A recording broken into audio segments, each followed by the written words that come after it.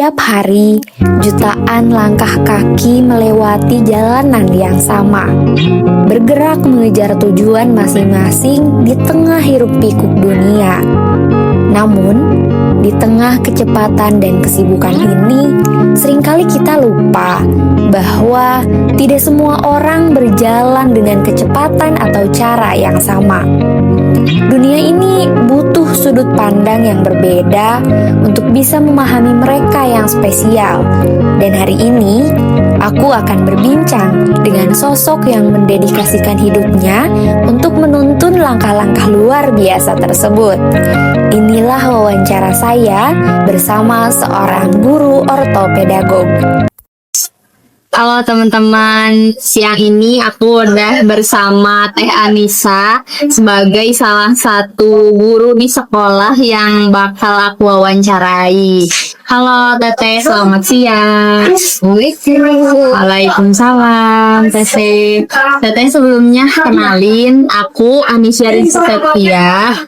Sekarang aku mahasiswa di UIN Bandung dari jurusan bimbingan konseling Islam. Kebetulan sekarang lagi semester 6 gitu. Mungkin dari Teteh boleh Teh kenalan? Boleh, aku mungkin kenal. Salam kenal teman-teman, aku Anissa. Saat ini berprofesi sebagai guru ortopedagog di salah satu TK di Bandung. Oh, oke. Teteh berarti sebagai guru ortopedagog ya Teh. Nah, kalau boleh tahu, Teteh dulunya lulusan dari mana? Aku lulusan dari psikologi tahun 2024. Oh, oke. Dari psikologi berarti ya Teh nyambung jadi guru ortopedagog. Nah, kalau boleh tahu guru ortopedagog tuh tugasnya seperti apa dan guru apa Teh? Mungkin teman-teman ada yang belum tahu. Baiklah, izin menjelaskan. Jadi, untuk ortopedagog itu gurunya apa ya? Mungkin kita kenal dengan guru BK, tapi fokusnya mungkin berbeda. Kalau misalnya ortopedagog itu lebih fokus pada stimulasi pada beberapa anak yang mungkin ada indikasi bermasalah di perkembangannya. Kalau misalnya ada anak yang motoriknya kurang, ada anak yang sensoriknya bermasalah, itu biasanya kan terlihat dari bagaimana dia merespon lingkungan, bagaimana dia belajar saat di kelas. Dan kalau misalnya ada indikasi seperti itu, biasanya kita jadwalkan untuk stimulasi individu. Oke. Berarti Teteh di sekolah tingkat TK, SD atau apa mungkin ya Teh? Untuk saat ini aku pegang TK dan SD-nya ada sendiri ya. Oh, oke.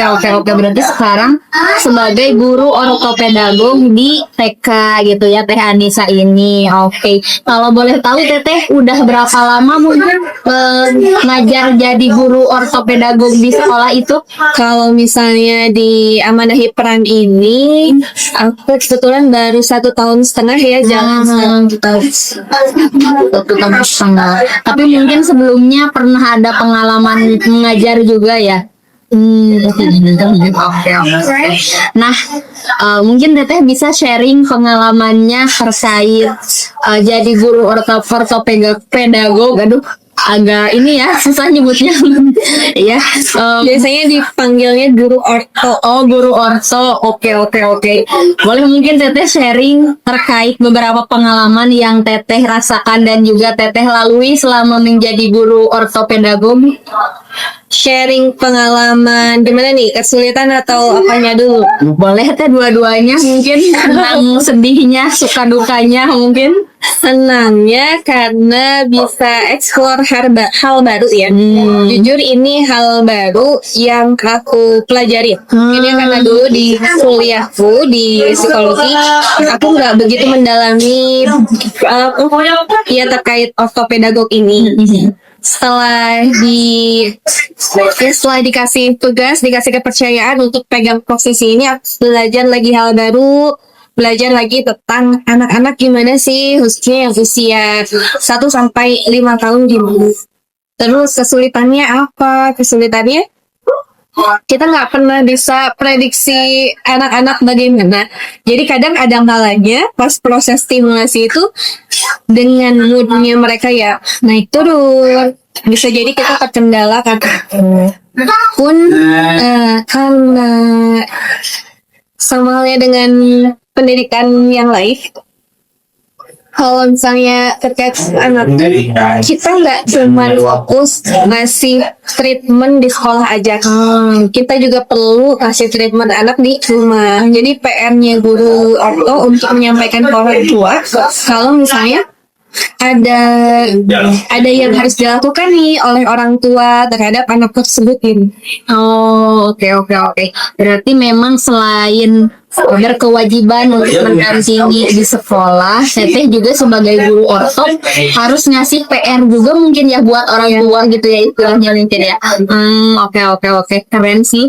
Karena memang TK juga mungkin jadi salah satu momen ya, bukan pertama kali sih, langkah awal anak itu menuju perkembangan yang pasti nantinya dilalui itu saya. Itu jadi apa ya, kalau misalnya kita pelajari mungkin di sekolah itu juga ada, kalau misalnya usia golden age itu kan mulainya dari usia 0 sampai 5 tahun ya. Tapi sejauh ini Teteh kadang ngerasa kesel atau ada capeknya nggak gitu ngadepin anak-anak, karena kan mungkin ada ya beberapa orang yang kalau ngadepin anak kecil tuh aduh gitu. Kalau misalnya kesel enggak, kalau capek sih wajar ya. Maksudnya capek kadang kita juga fisik nggak bisa bohong. Kadang lagi ada kalanya misalnya lagi fit, ada kalanya juga lagi kurang fit. Nah itu. Tapi mungkin kalau misalnya aku sendiri lihat anak-anak tuh lebih kayak lihat masa lalunya lagi, kayak lihat aku yang dulu kecil juga begitu. Aku juga jadi belajar lagi untuk nanti kalau jadi orang tua bagaimana. Iya benar sih. Jadi lebih apa ya, kalau misalnya lihat si teman-teman kecil tuh kayak akunya sih ya, jadi belajar lagi.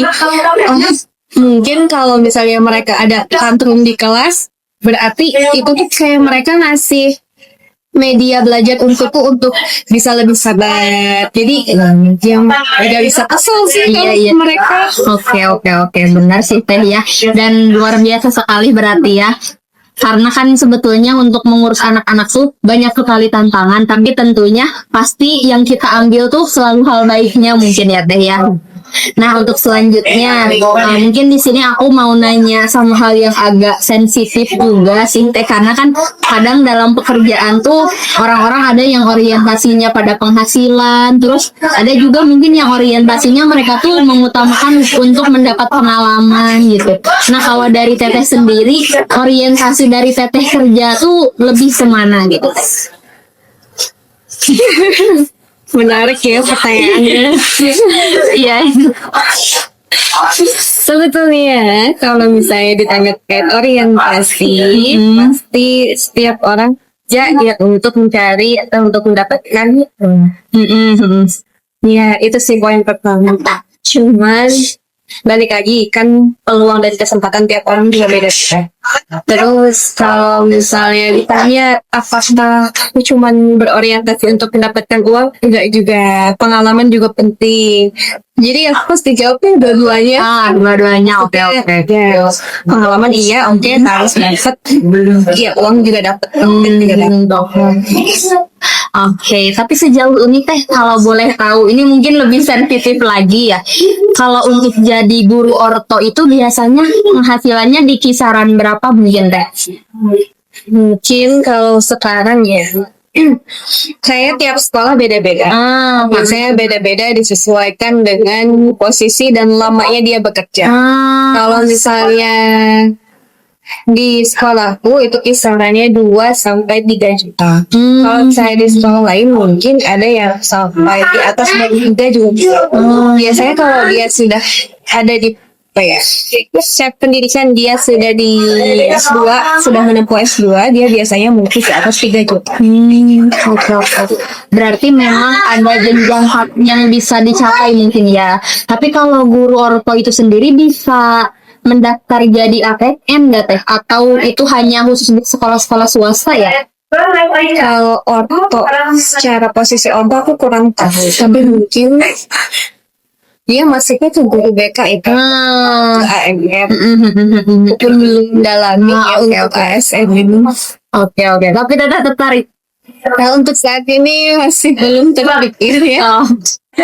Kalau Oke, kalau gitu mungkin itu sih beberapa pertanyaan yang pengen aku tanyain ke Teteh. Terakhir nih mungkin Teh sekarang terakhir mungkin Teteh bisa nih ngasih pesan buat temen-temen, terkhusus aku sih yang sekarang lagi semester 6 yang sebentar lagi mungkin akan menuju dunia kerja gitu. pesan ya. Pesan. Mungkin sekarang kalau misalnya teman-teman yang masih kuliah, boleh difokuskan lagi kuliahnya, difokuskan lagi untuk ikut mata kuliahnya mungkin di kampus, karena itu ibaratnya momen yang gak akan kalian ulangin lagi. Jadi benar-benar fokus dengerin mata kuliahnya, dengerin materinya, ilmunya, terus jangan lupa untuk kalau ada peluang kesempatan untuk dapat pengalaman di tempat yang lain, teman-teman boleh ikutin. Karena apapun profesinya, kalau sekarang mah yang dilihat pengalamannya ya. Kita sudah berapa lama menempuh itu, sudah berapa lama berkecimpung di bidang itu. Biasanya HR, karena aku tuh dari psikologi, HR sendiri melihatnya seperti itu. Makanya banyak sekarang loker-loker yang nyarinya tuh syaratnya pengalaman lebih dari 1 tahun. Gitu sih. Jadi selain fokus di kuliah, teman-teman juga explore untuk dapetin pengalaman di tempat yang lain. Wah, keren banget. Berarti lebih ke mungkin bisa nyoba magang gitu ya. Magang, volunteer, organisasi secukupnya sih, tapi jangan sampai melebihi jadi lalai ke kuliahnya gitu. Oke, mantap banget. Mungkin itu sih Teh dari aku mah. Terima kasih banyak ya Teteh udah berkenan untuk diwawancarai pada kesempatan kali ini. Semoga Teteh karirnya selalu lancar. Teteh juga semoga selalu kesehatan gitu ya, dan semoga doa-doa Teteh terkabul segera gitu ya. Amin. Itu sih mungkin Teh dari aku mah. Mungkin kita boleh dadah dulu. Oh iya. Dadah.